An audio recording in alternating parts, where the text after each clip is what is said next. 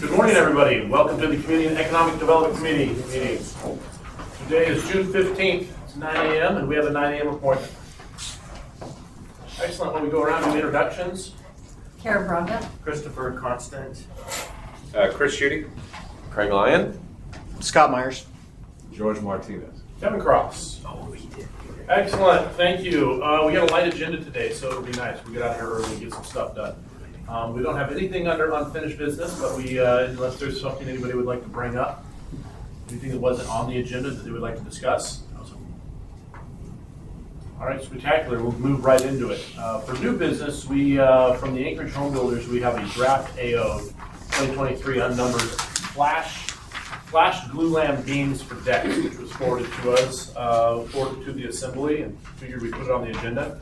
I did invite individuals from the Anchorage Home Builders who said they'd be there. They may be running a few minutes late. I don't see that they're here yet. But we do have a presentation, and we do have some notes that have been brought to us from our building department. So who would like to speak on this item? And maybe you can tell us a little bit about what's been done, what's parlayed in the past, and your impression on it. Who will be speaking to Don Pickle, lead structural plan or inspector. Excellent.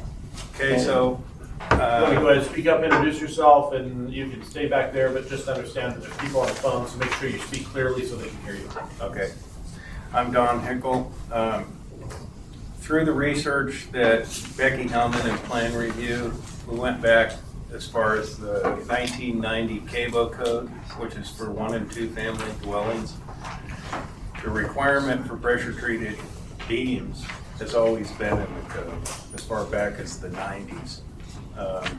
The building department really didn't start enforcing it until about 2020, 2021, when the policy was written by Bob Dole, former building official. And it is in the code.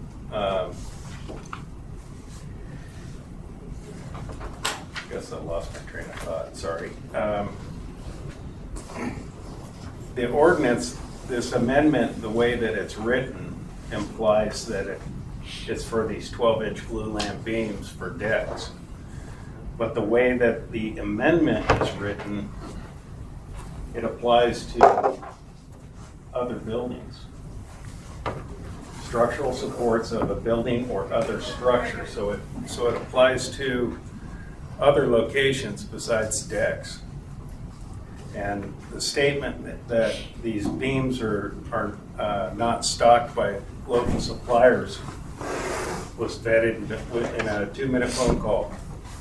Spinar Builder Supply stocks them, Builder's Choice stocks them, and so we did a price comparison per lineal foot for a treated beam and an untreated beam. The 3.5-inch beam is $5.25 more per lineal foot, as opposed to a non-treated beam.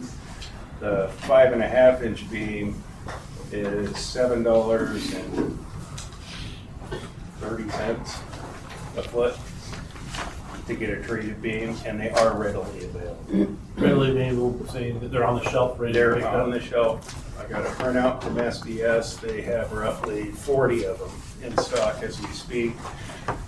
The guy I spoke to at Builder's Choice wanted to know how many I wanted.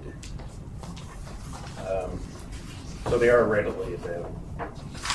So being that they were readily available got me thinking, why is this a problem? You know, is it we got a special order these glulams, which have a large lead time on them, through a supplier.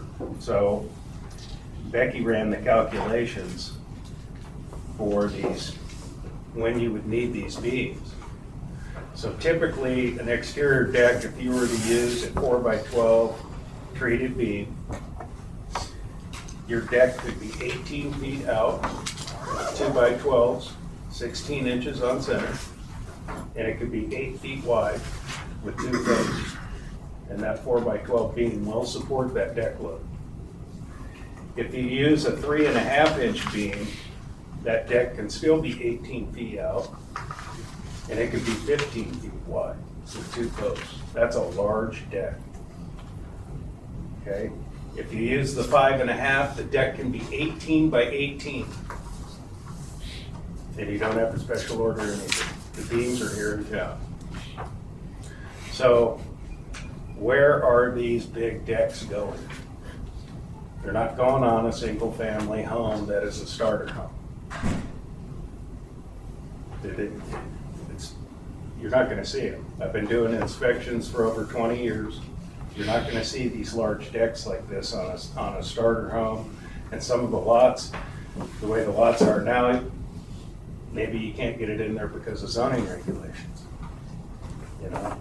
So these larger decks are going on custom homes. And if you get into a deck that say is 18 by 36, which would require 3 posts, and you can get the beam that long, you're looking at a $50,000 deck. And I don't think the homeowner who has a deck that big is really gonna matter whether he's gotta spend another $150 on a beam. That's treated.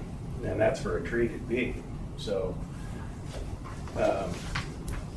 these 90% of the decks, in most cases, they're cost effectively designed and they're constructed and all the products are readily available. So you've got a very small percentage of the decks that will require you to get a special order treated beam, and any item that's special order has lead time. I mean, you're special ordering in these custom homes, you're ordering the doors, the windows, the trim, the spindles for the staircase, the light fixtures, the plumbing fixtures, all these different things in special order, right? So, right now we have compliant decks. The way this is written, this will apply to cantilever glue lamps supporting the roof. And we have them all over town. We've got photos of mini malls that were built in the 70s where they painted them. They painted these glue lamps and they're all delaminated. And it's gonna be a tremendous expense to the building owner. And it's, to me, and I think the way the code is written, there's a reason. These glue lamps would be still in use and be structurally sound to this day, all for a little more money. So right now we have compliance, and I don't think it's worth the 90% of the decks out there to put them at risk of future failure and replacement just for a few decks that require a special order beam that you would have, whatever the lead time is, 8-10 weeks to get it. And typically on a house, the deck is the last thing that's constructed. You know, it might be framed, but they're not gonna put the deck boards down on it and put the guardrail up until they get to the very end and finish to keep the workers off, right?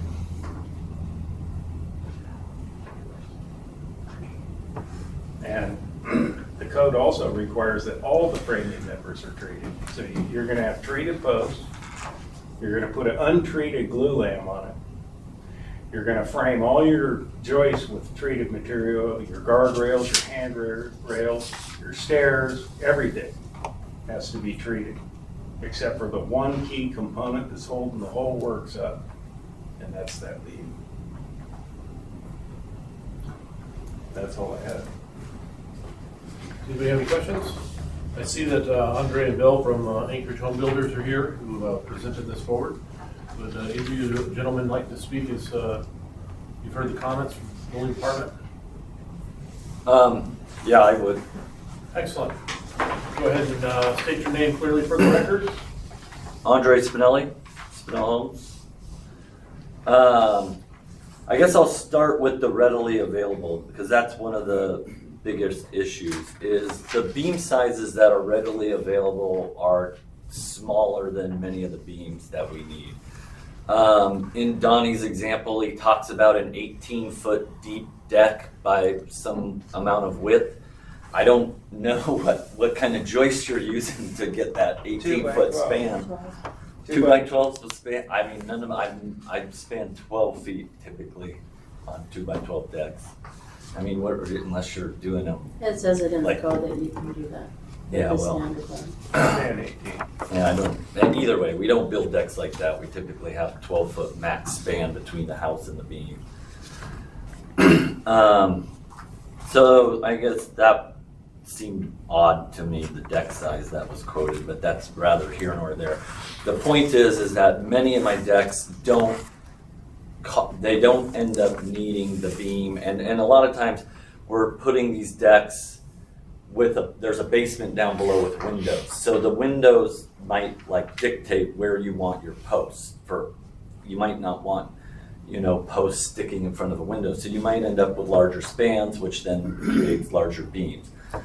Often when I've gone to what's in stock is typically the smallest, most common beam, and when we go to the larger beams, they're not in stock. And that's where we find a special order that's 3 times more expensive. One of the other things that I'll talk about is that, Donnie quoted seeing these 1970s delaminated beams. That's 53 years old.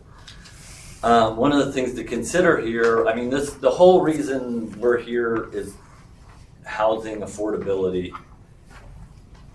Is 53 years a decent lifespan for a deck? Like, if I could build houses that are bulletproof, last forever, and zero maintenance, I would love it. The problem is people can't afford those. And so I have to price my houses to where people can buy them. That way we'll build them and Anchorage can get new homes. So this is kind of the kind of toss-up here that we need to debate is like, at what point do we make the homes so good that nobody can buy them and stop building them? And then the last thing is, when I first started on this, I called ICC to get a determination on, the code's very vague. The standard code as written is pretty vague. And it says, if your glulam beams under a roof or similar structure, then it doesn't need to be treated. And I said, well, what is roof or similar structure? Can we define that? I have a rubber membrane, metal flashing, and a deck. Like, the deck lets it drip, but once it drips down, there's the metal flashing and rubber membrane. It's kind of like a roof. So I feel like we're kind of meeting the exception here. And ICC said, well, we specifically stayed silent on this because we want to let jurisdictions make their own determination. And that's when the city of Anchorage put out a policy that made the determination very clear. One last thing is we had a member of the Anchorage Home Builders who was doing a house, and they had glulam beams that run through their living room and then extend out and support a second floor above. And those beams, it was quoted, were an extra, they were like $5,000 beams, but it was an extra 10 grand per beam to put those to treated. So on that house, it was a substantial increase. We're talking $30,000 additional cost to the house to make these beams treated. So it's not always small potatoes, and I'm not arguing that, that wasn't a starter home and maybe the people can afford it, but overall this thing makes housing more expensive, so. Yes. Thank you. Thank you, everybody, for the examples. So, just so I understand Bob's. Would you go ahead and Oh. announce your name for the record? Yeah, Because we don't sure. have a video going on, so Yeah. people on the line so they know who you are. Chris Schutte, member of the public, private consultant. I'm referencing the copy of policy R21 that was handed out. Specifically, I'm looking at the first paragraph, and it seems like this was written specifically for exterior applications, decks. And I don't want to debate, whether that's appropriate for decks or not, but has this also been interpreted then to apply to uses in the structure as well? I mean, Andre, you described an example where it was used as a structural support for the second floor, but I assume that means it was all interior framing, or was it part of it outside? It extended from the interior of the house to the exterior. Okay.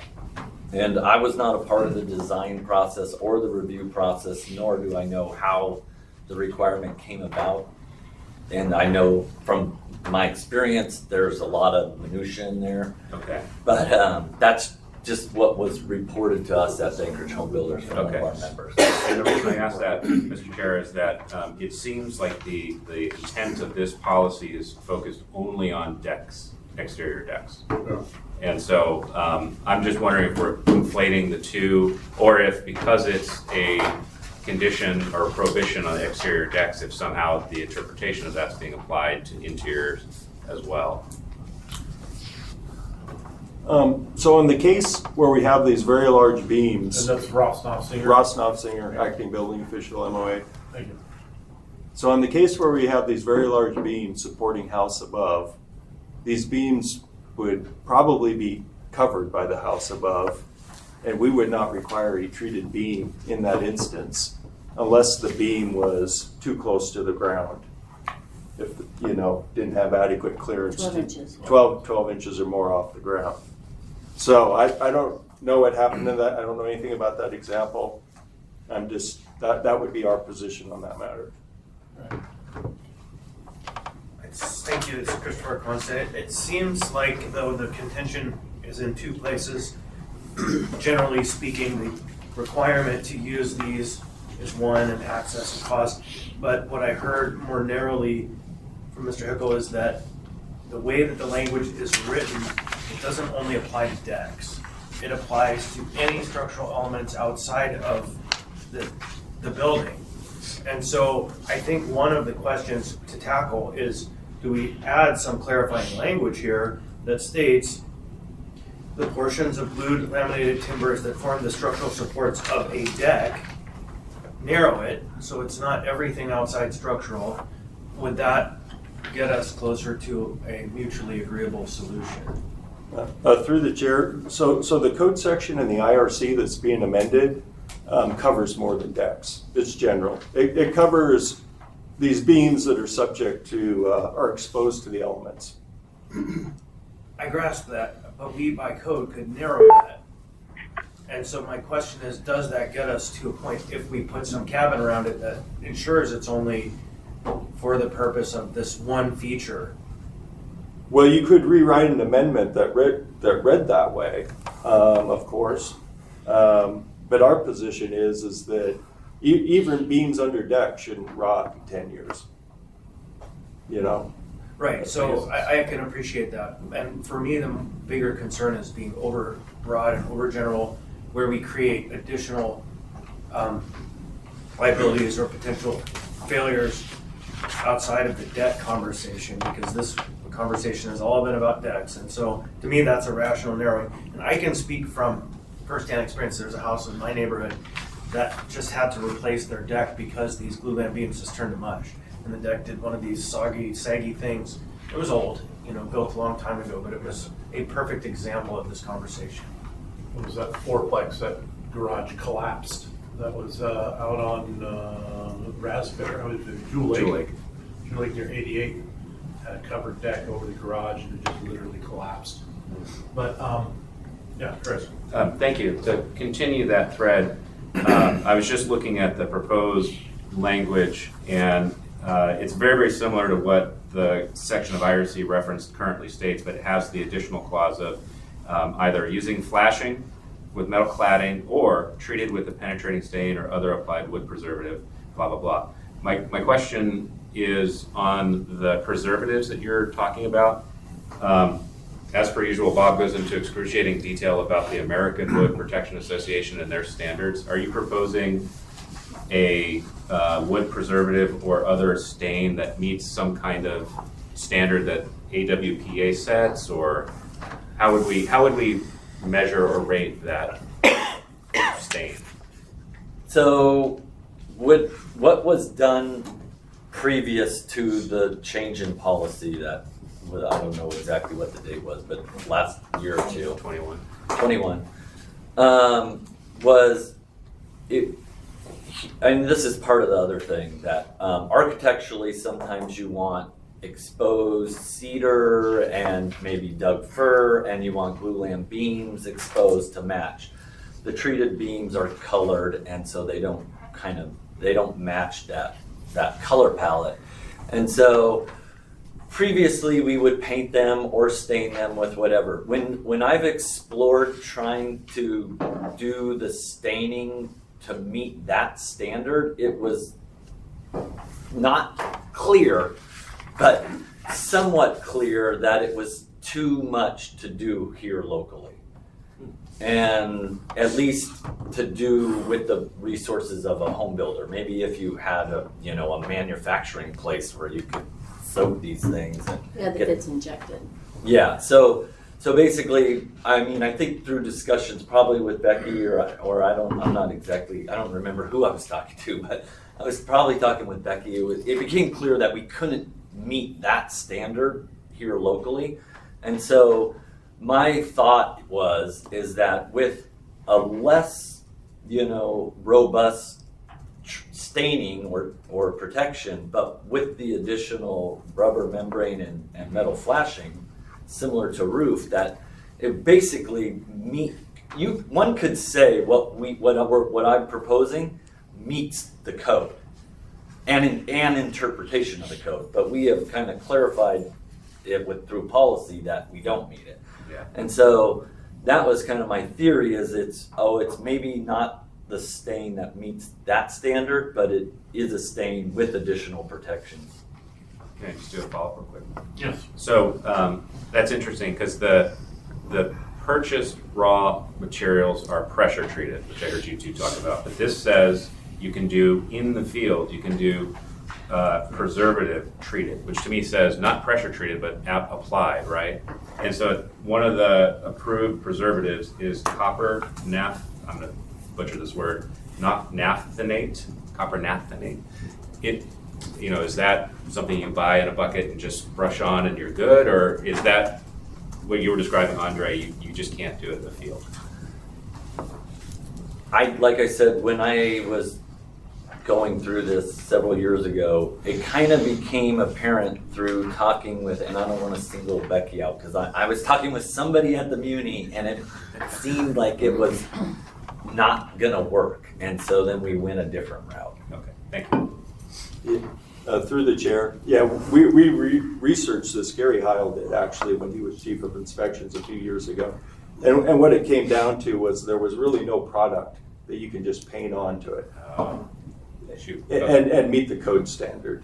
And so really the whole discussion came down to, was it adequate protection to put, like Vigethane, a strip of ice and water shield on top of the beam, Right. and put a metal flashing on it, right? And the sides are all still exposed and whatnot, but so Gotcha. that's really what the policy clarified. And thanks, Christopher Constant here. I think that also it doesn't talk about being able to treat in the field. It talks about treating cuts, right, which is a very limited application, right? It's not talking about the whole thing. And I don't know the science of it, but to me, my read is it's a very narrow application in the field as opposed to a potential for a broad, take a raw beam and turn it into a treated beam in the field.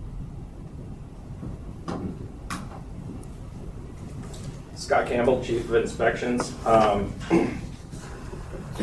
been in commercial construction in this town since I was 15 years old. I've been in construction my whole entire life. One of the things that you see after 30 years is dilapidation. To comment on Andre's, saying 53 years is a good lifespan for a beam, yeah, that would be, but the issues we're seeing right now, 53 years later, these buildings are in collapse. The roofs are collapsing. These beams should have been replaced 20 years ago, so they're not lasting 53 years. Right? Let's just make that clear. Using treated wood on a deck is the only way to go. This is, for the cost savings that you're going to get, it's not worth it. If we're going to sit there and we're going to build buildings that are going to last what we need them to last in this state, we need to do it properly. And if that means we got to spend an extra $500, $2,000 to do that, we should. Because what we're seeing now is building collapses that are killing people. And that's due to poor construction It's due to poor design. Those are certain factors of that. Do we want to make a decision that allows poor design to put us in the same position 20 to 30 to 40 years from now? Well, I've got myself in the queue, and then we'll go to Anna. Yeah, but I think that the gusset plates on that, that's a separate situation, conflating two issues if you're talking about depths on. Still poor design. But, what I've seen, and what I don't want to happen, and my concern is my concern is any members that extend from the structural of the home and extend out and cantilever out, so that supports a deck.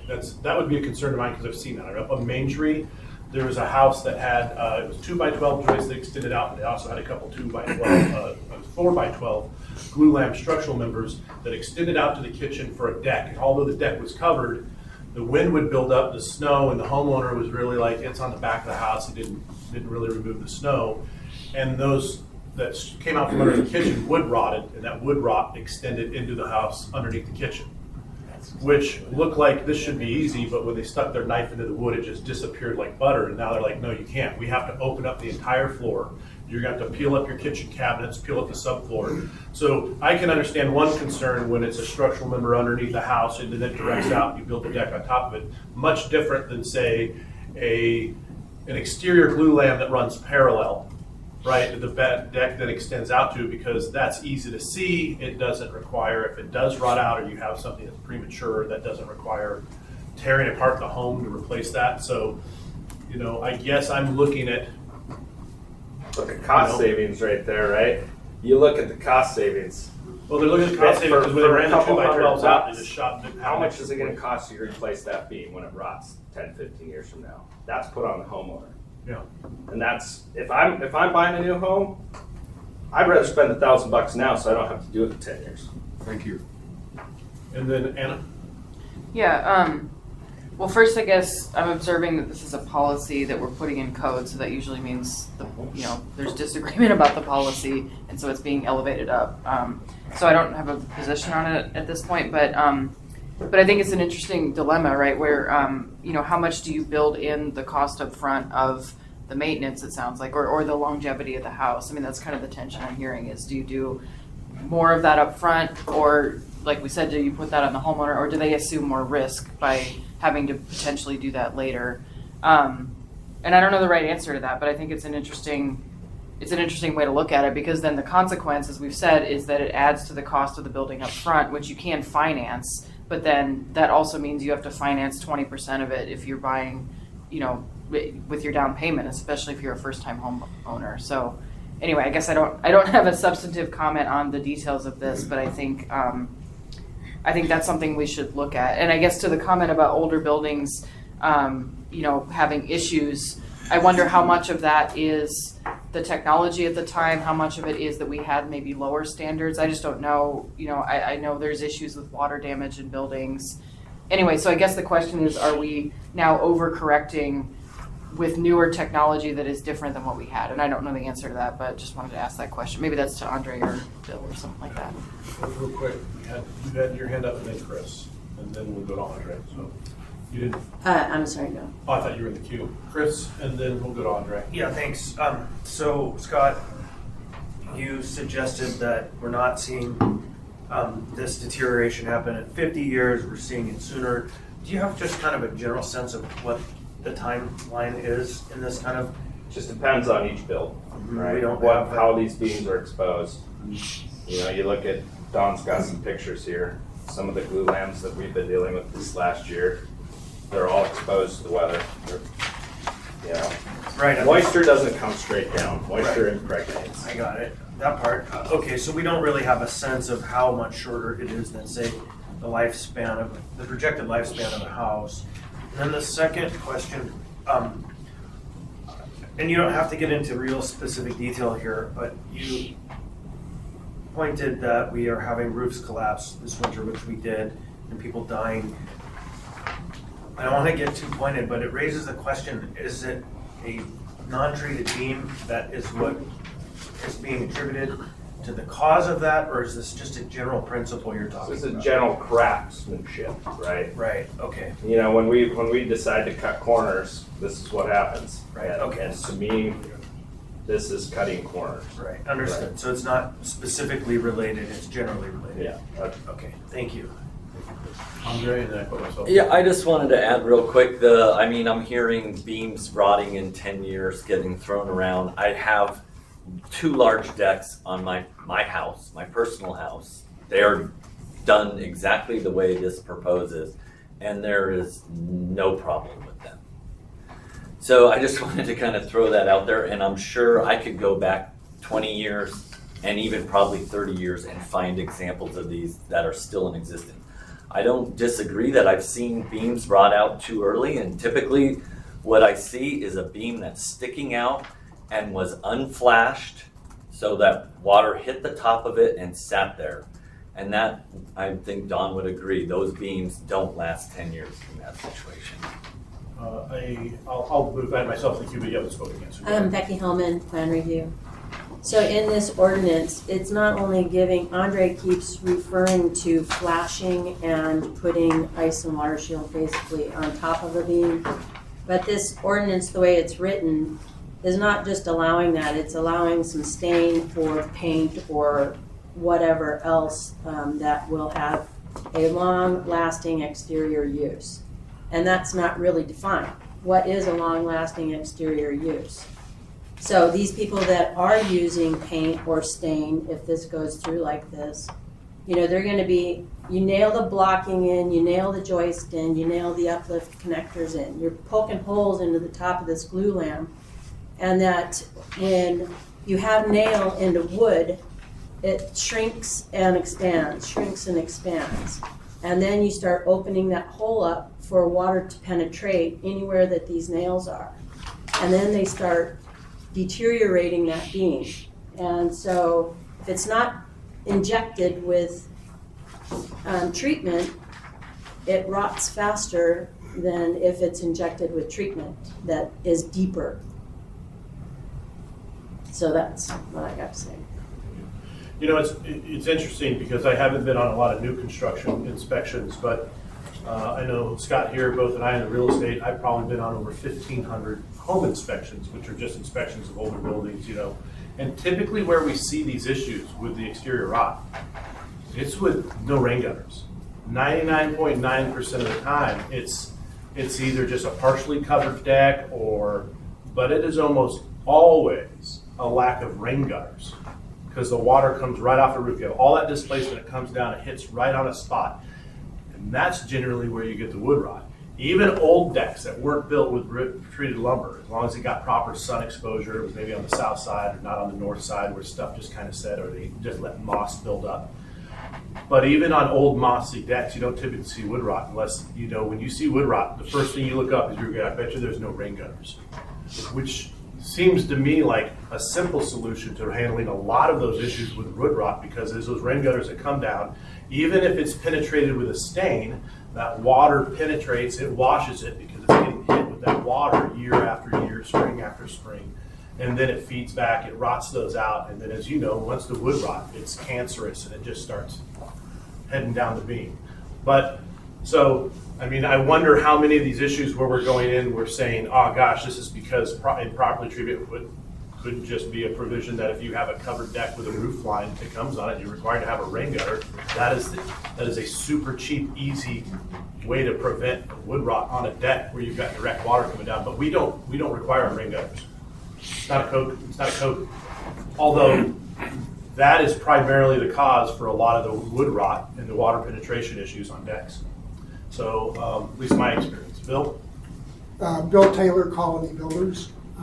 And my experience with rot is that if you have the top of the beam or the joist or whatever properly flashed and protected with rubber, the membrane, you've got protection for a long length of time. So I wanted to get the city's input on what their experience is when they see a properly flashed and rubber membrane top of beam or top of joist, and how that lives out its useful life. because my experience is it'll last as long as a treated beam. And that's a slight exaggeration, but that's been my experience. So that was a question. Did you hear Mr. Taylor's question? I can't speak to it. I would like to point out page 3 of the MOA handout, at the bottom of the page. Don Heckle. The builder did not use pressure-treated wood in locations required by the code. Is there a preservative that could be applied to make it comply with HWPA standard U1? Unfortunately, no. So these glue lamps that are manufactured by Boise Cascade, they will not warranty that glue lamp if you're using it in the exterior use without the pressure treatment. So now the question lies, if my beam does fail on my deck, is my insurance company gonna cover it? I don't know the answer to that. I know that. What would they say? The insurance company is not gonna cover anything. And I'm dealing with this on a guy's house right now, several houses right now. A burned down house, they wanna give them 300,000 for something I tell them is 600,000 to fix. I also seen it with another guy's house failure, and the insurance company says they're not covering anything because they say something about earth movement and acts of God, they just excluded from the policy completely. And this is not earthquake damage. Right. So, but the other thing I just wanted to add is that if I was to go warranty a deck and it was covered in the 10 years that I sell a 10-year structural warranty on every home, Boise Cascade is gonna have nothing to do with that warranty. That's a warranty from your builder, and the builder is gonna, at least maybe other builders are smarter than me, but I'm gonna go fix something and I'm not gonna be looking to Boise Cascade to help me out with it. So, Oh, I'm sorry, I was reading this. Is there somebody that you Anna? Yep. Anna, how about Anna? That could be up. Okay. Yeah, I guess I'm still reflecting on how much do we build in safety and consumer protection up front in the structure, which is important. Obviously, we don't want houses to fall down, and certainly not right after they were built. But I keep thinking of like a car metaphor, and maybe folks can correct me if this is wrong, because I mean, a car is built to standards. It has safety equipment in it. It's built, to be safe. And then there's a warranty with it, but then there's also an expectation that the homeowner does maintenance. Because I keep thinking about what you're saying about the gutter issue, and not because that's going to solve everything, but ultimately water kills buildings, right? It just does over time, and then we have to take steps to protect against that. I'm thinking of our HOA. We have wood foundations, for example. So we noticed a whole bunch of people don't have their gutters pointing it far enough away. So we have to tell people.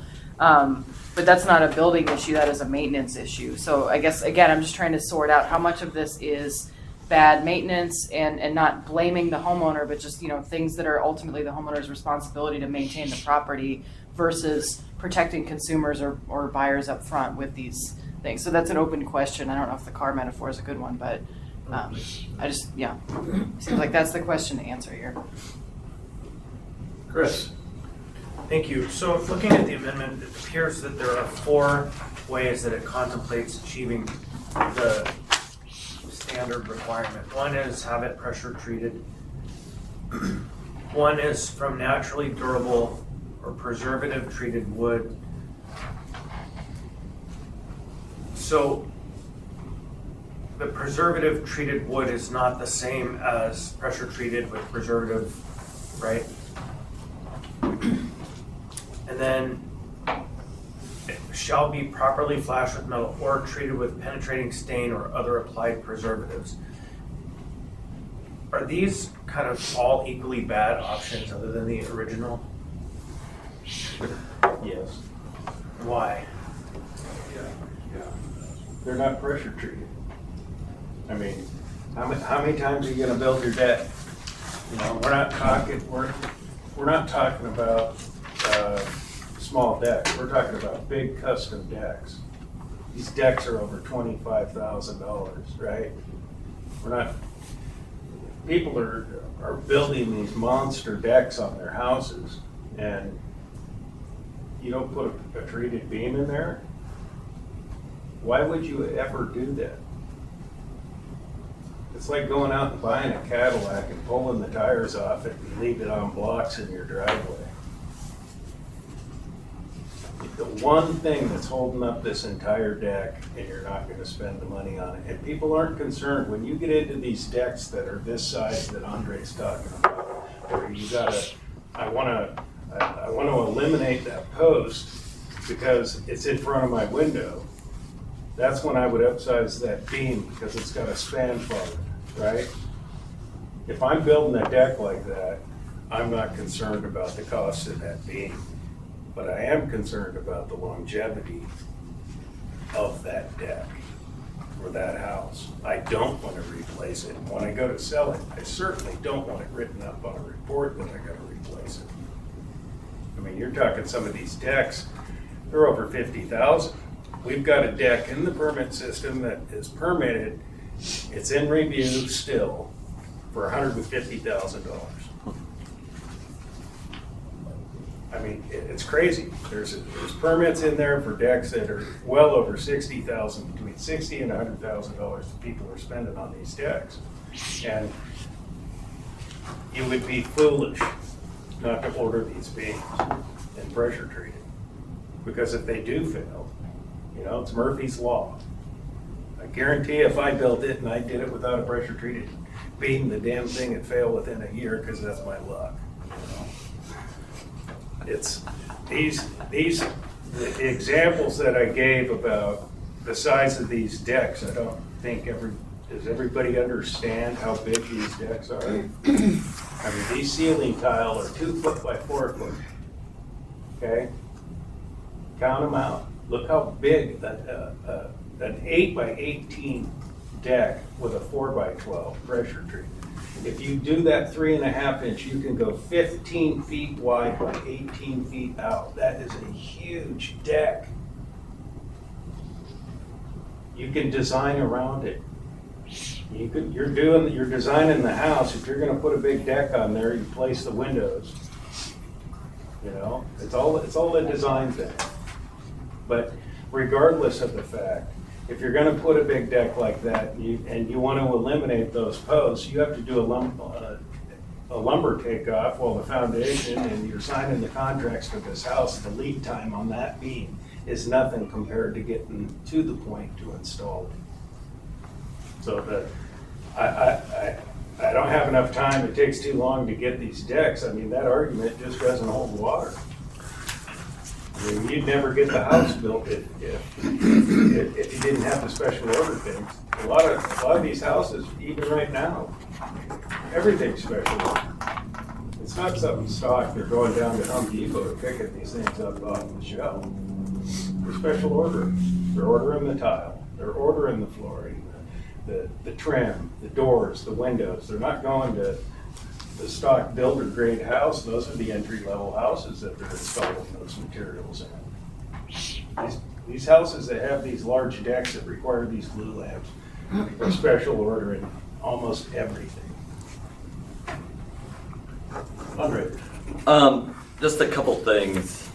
First, I wanted to point out that I believe there's a typo in the language. What the Home Builders Association was proposing, there's too many ors. And so what we were proposing was not painted or flashed, or we were proposing for all the painting, the paint or the stain, and then the waterproofing and the flashing all together. So that's just one thing I wanted to clarify, because Becky had pointed it out, and I'm not sure if everyone picked up on it, but I did. And that was not the intent. So there's a typo there.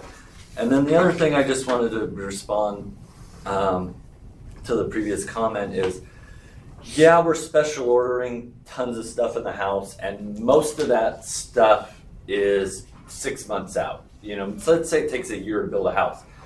The problem is from permit approval to framing, that can happen in 2 weeks. And there's a lot to do in that time. And so you might not be doing your you might not be ordering your lumber until, like, let's just say my permit's approved on Monday. I dig the foundation on a Tuesday. The foundation guys are there Friday through the weekend. And at that point, I'm scrambling to get a lumber package ordered. And because the framer they're gonna backfill on the Wednesday the following week, and the framer's showing up, the next Monday. So, yeah, there's a lot of things special ordered, and these houses have long time frames, and we're trying to build them fast because money is expensive nowadays. It's twice as expensive as it was 2 years ago. The money that we use for our construction financing, but that my point is that's only a 2-week span, and sometimes these glulam beams are several weeks out, especially the kind of odder size, longer, bigger ones. And so a 6-week delay at that point is kind of a big deal, and it's more efficient if the framer can frame the deck at the time he frames the house, rather than having to come back 6 weeks later. So my question to follow up with that, Andre, are you only looking to apply this specifically for those non-stockable sized beams in rare instances? This gives you more flexibility, or is this a new standard? Because it sounds to me like your preferred route is to get something that's in stock that you could utilize, that's pressure treated and meets it.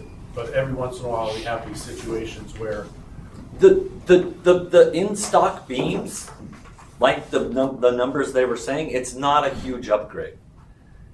That's not where my grief with this policy is. It's the bigger special order ones is where we get to this astronomical cost increases. And then I guess the other thing to point out is I've been building these, and we just do it through an alternate means and methods. So, and I'm assuming others have as well. And I see, exposed glue laminated timbers that aren't pressure treated, so around commercial uses and other home builders. So you can still do these today. It's just an it's like a hard process to go and get, do the alternate means and methods, get it approved, but they're approving them. I mean, I have several of them approved. So it's like we're still doing it. We're just making it even more expensive by adding more layers of approval to the process. Karen?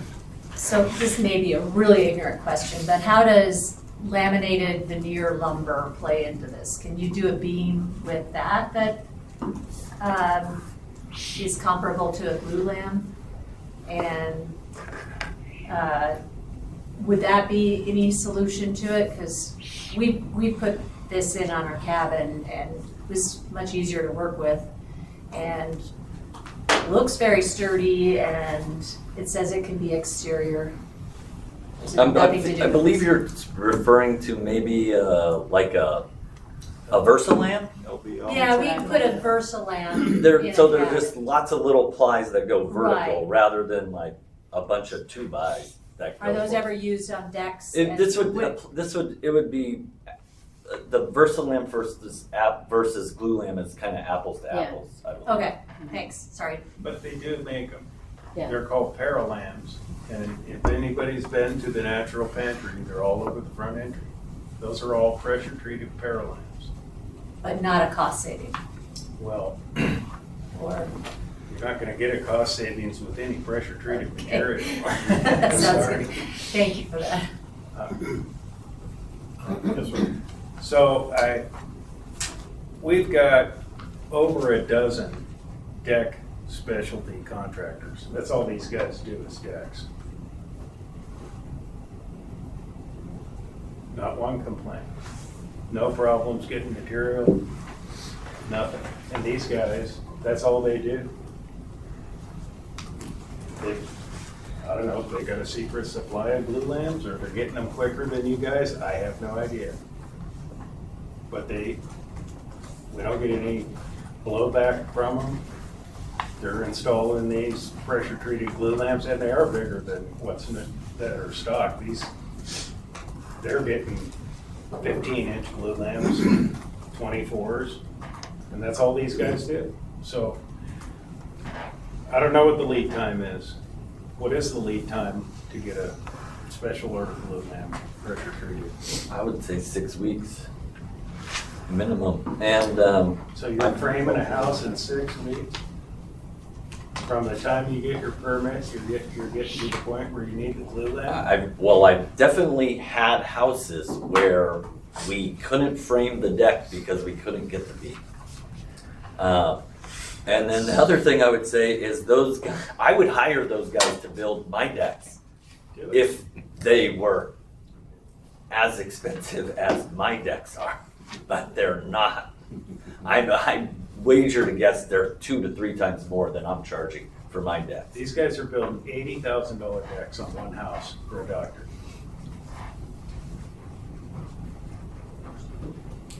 Chris? This might be a bit of a rabbit hole.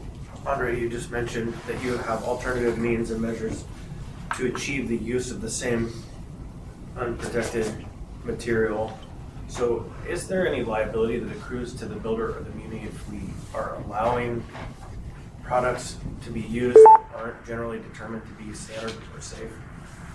So we've been through this tons of times over the years. There's no liability to the municipality. And as a builder, I have all the liability in the world. Even if I don't do something wrong, I'm still liable if somebody decides to sue me. Right, so the idea of if you're going through a special process to use a product that is less than standard, that seems to increase liability, right? If I were in the shoes of an attorney looking for a problem, that might be one of the places I would look. So I think that's interesting, because all of that leads me to my personal philosophy in which I approach these changes. I apply a higher level of scrutiny to anything that relates to building safety. So for me, it's a higher bar. I've said that to you guys a number of times. If it's building safety related, Title 23, I'm much less likely to jump before looking. And so I'm interested in this conversation, but it's hard for me to make calls that might lead to patterns of roof failures all in one year or other kinds of dynamics that we would make policies for that would domino in time well beyond when any of us are here. So I'm not saying where I am on this. It obviously needs an amendment to the amendment already because of the ORs. But for me, that's my personal approach, and it's challenging. Scott Campbell. So one of the things that we used to say in the refinery, I used to work in refineries for many years, and one of the things we used to say is plan your work and work your plan. And the reason why we do that is so we don't get to framing a house and we don't have our glue lamp beams to do the deck, right? We should never sacrifice the quality of our installations because we failed to plan. And I think that's what we would be doing if we go ahead with this.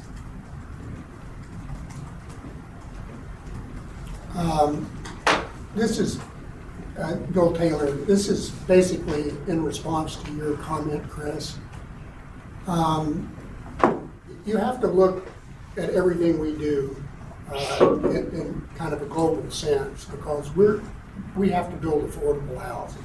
And that's why we're here today. We need options so that we can build more affordably, especially at the entry level. You know, the $1 million plus custom homes affordability is not an issue because the people have the money to spend for a treated glue lamp beam. So we need options and flexibility, and that's what we're asking for. Because I think if Andre's request and acceptance of an alternate means and methods for a properly flashed and rubberized cap on a glue lamp beam, it's perfectly acceptable. So if we keep that in perspective, we can move forward with something that meets, the safety of the resident in the house and also the industry that needs more affordable options. So Bill, that, the one hole that I see, or the issue, is that I would guess, this is just Wagner, I don't know what that is, but, Yeah, that, because I'm not a pro in your business, that the standard size beams are the ones that would be used in almost every application under a certain threshold of financial cost for the purchase of a home.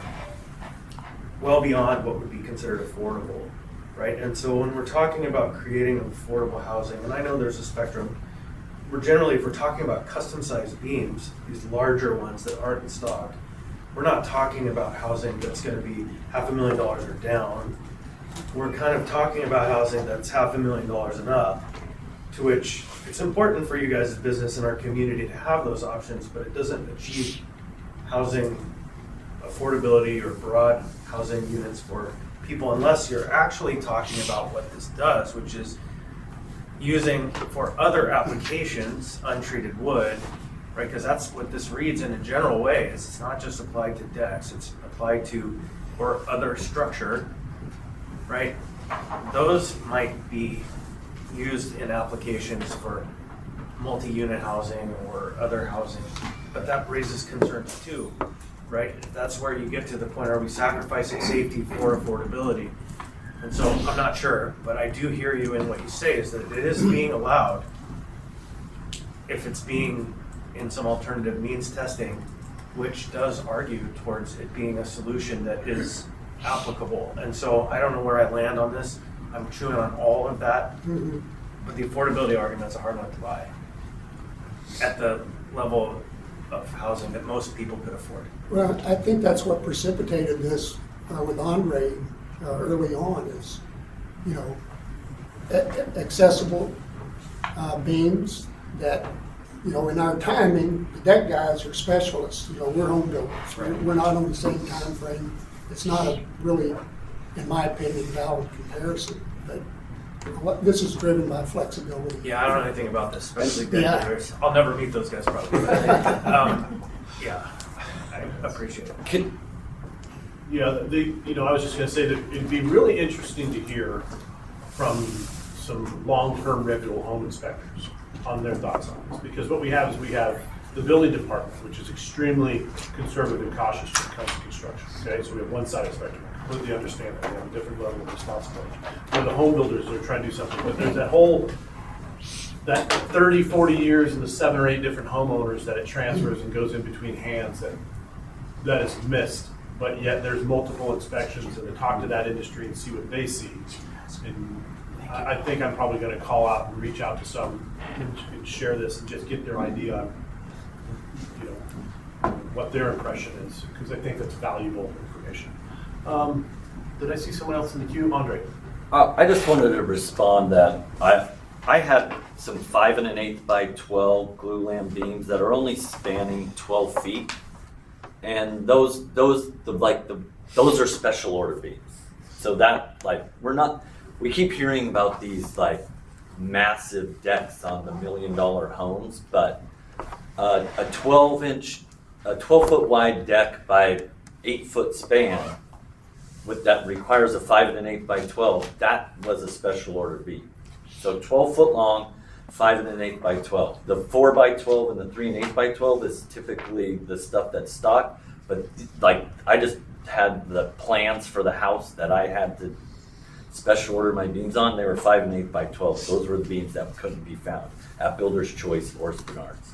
Andre, Mr. Chair, when I'm out off Turpin in that neighborhood and you're doing duplexes and you're doing 30 of them, and they're not all the same, but they're all reiterating the same plan, and generally, you know, there's a number of plans, you're using standard products, right? You're not using specialty custom ordered beams. For the most part, but almost every home I build now, we customize floor plans. And if somebody wants to expand their deck from, say, I might cantilever a deck 4 or 5 feet, and then as soon as I get beyond that, I'm going to support it by a post. So if I go to 6 feet deep, 7 feet deep, I'm supporting that with a beam. And if I go 8 feet, and especially this is what happens a lot. People say, "Oh, someday I want to have a hot tub." Not today. So then when we design for extra load, and that's where we get kicked into higher beams.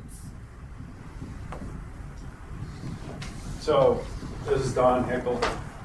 I got Spinard Builders Supply, what they have in stock.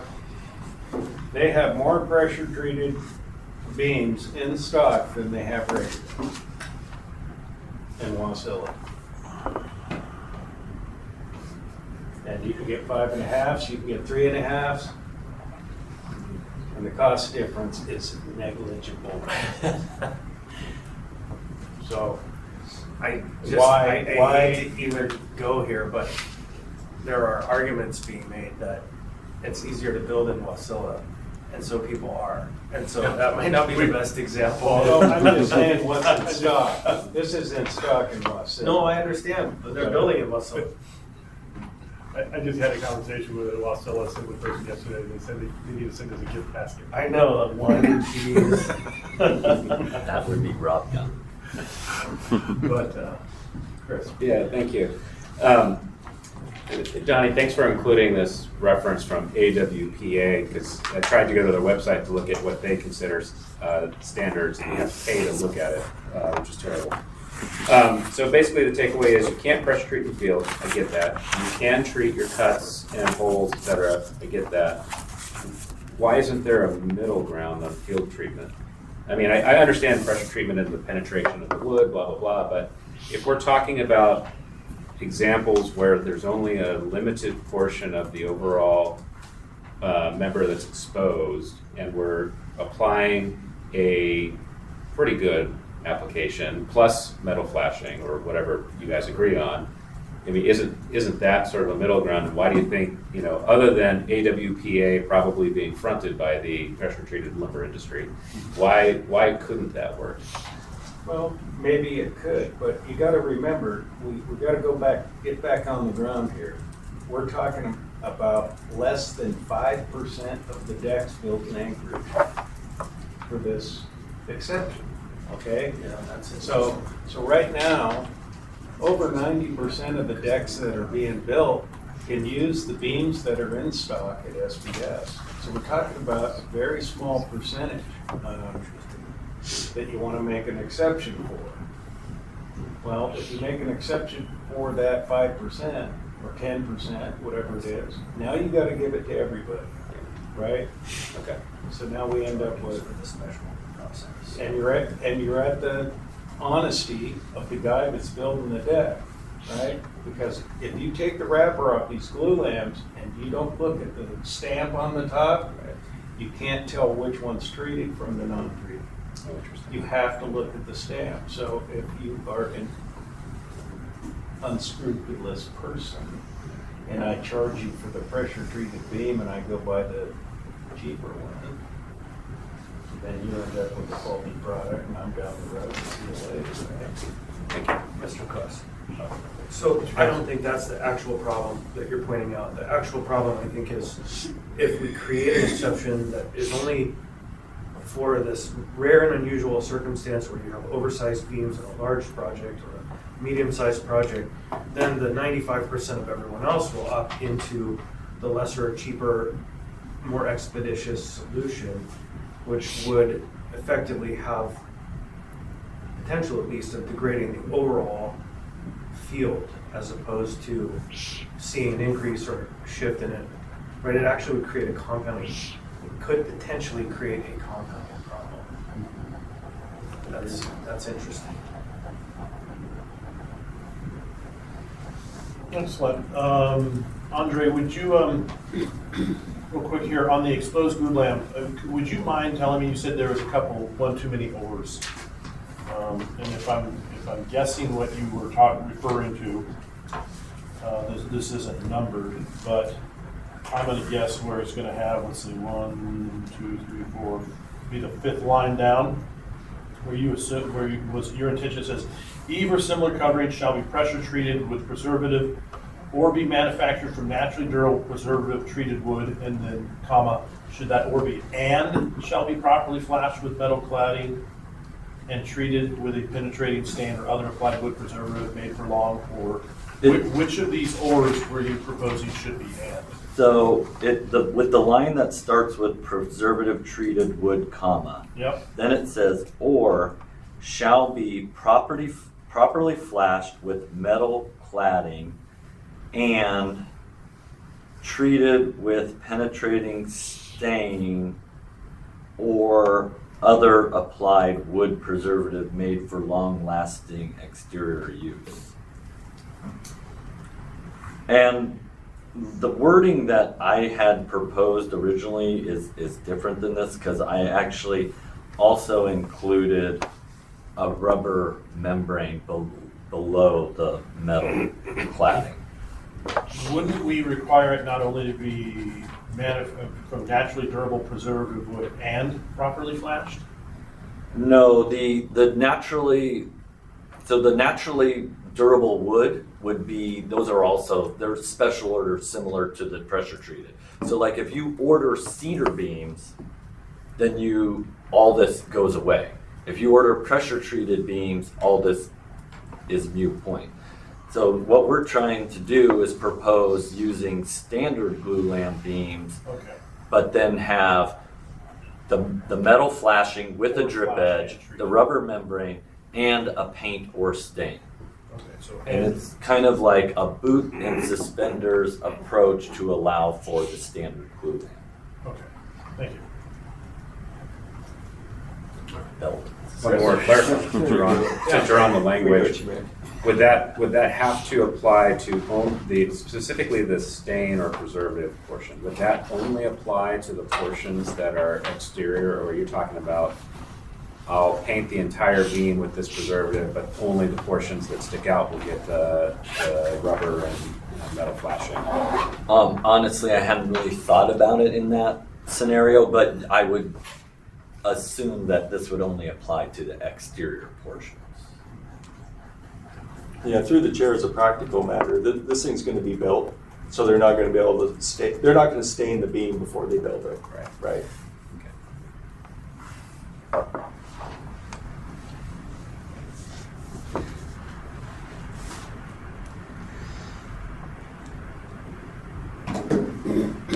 I guess, any other questions?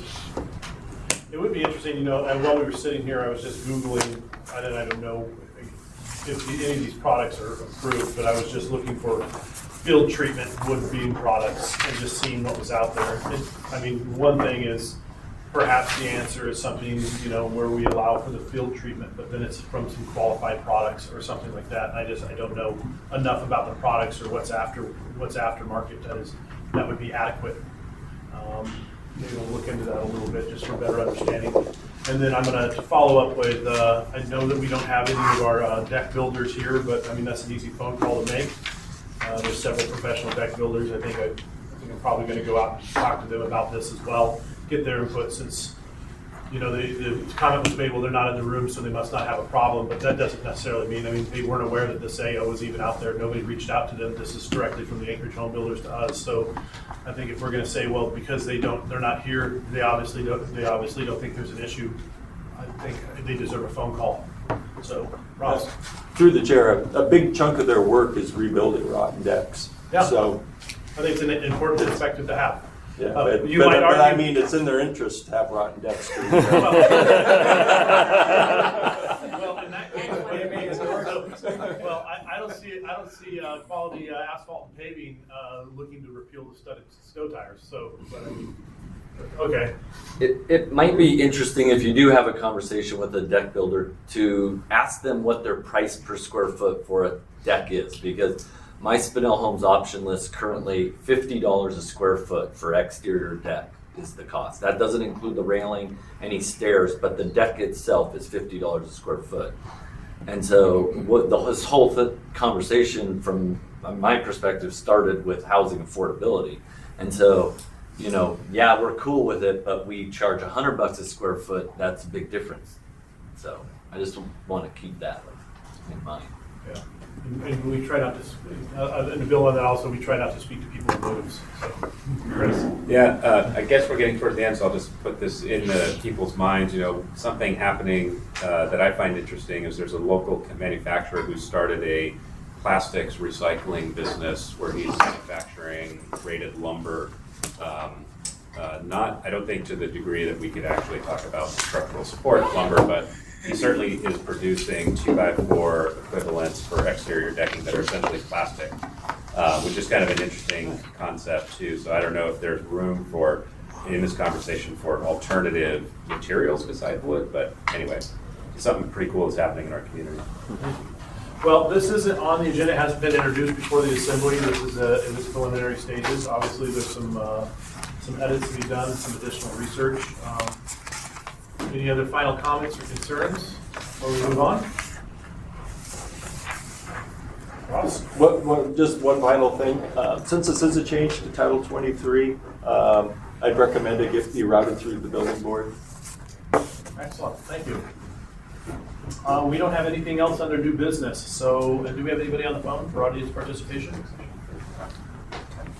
All right, if we don't have any final closing comments? I just have a quick question for this is Anna, for the planning staff. I know there's talk of the Title 21 omnibus. There's a lot of changes to that code, and I believe it's gone through planning and zoning. I just wondered, I've heard that it's coming to us at some point, so I was just curious what the update was, briefly. It is in the queue, but I don't think it's gone through all the approvals in OnBase. So Okay. it should be hopefully very soon showing up. Yeah. Okay, thanks. Thank you. We don't have any other comments, there's nobody online. Move to adjourn, right? So moved. So moved, we're adjourned. Thank you.